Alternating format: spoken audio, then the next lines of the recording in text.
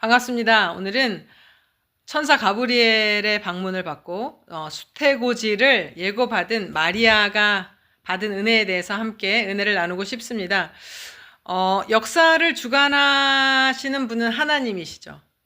역사의 수레바퀴를 굴리시는 분은 하나님이신데, 사람이 그 마음으로 자기 길을 계획할지라도 그 걸음을 인도하시는 이는 여호와시라는 잠언의 말씀처럼 하나님의 말씀이 이루어지죠. 그래서 이제 그 처녀가 잉태하여 아들을 낳을 것을 예고받았을 때 마리아가 하나님의 모든 말씀은 능치 못함이 없습니다라고 고백을 해요.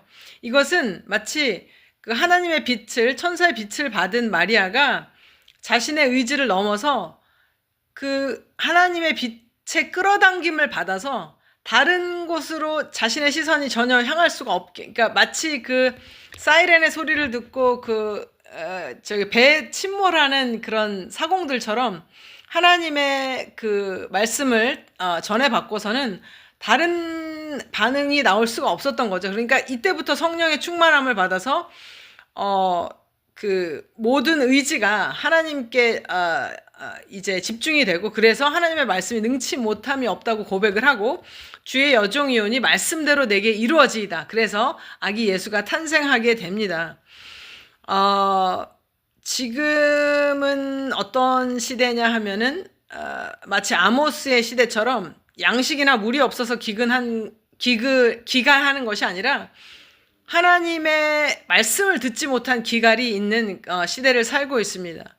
우리가 예수 그리스도의 그 탄생을 기다리면서도 나의 예배가 과연 아벨의 예배로 받아질 것인가 아니면 가인의 예배로 버려질 것인가에 대한 어떤 이런 긴박한 상황에 있지 않고 그저 예배당에서 예배를 드리는 것으로 만족할 수 있으나, 하나님의 말씀은 살아있기 때문에 우리가 예배를 드리면 이것이 하나님께서 역사하셔서 우리 가운데서 이 예배를 받으신다는 것이 정말 그것을 우리가 은혜라고 하는데, 이런 것이 그 넘쳐나지 못하는 우리가 시대를 살고 있지 않나 이렇게 생각해 보면서요. 이때 이제 아기를 낳고 이제 말구에서 아기가 태어나서 할례를 받으러 갔을 때 시므온이 말을 합니다. 인간의 모든 축복을 하면서, 마리아를 축복하면서 인간이 모든 흥망성쇠가 이 예표, 이 아기에게 달려 있고, 하나님을 반대하는 것이 예수님을 통해서 드러날 것이기 때문에 칼이 내 마음을 찌르듯 할 것이다 라는 말씀을 해요.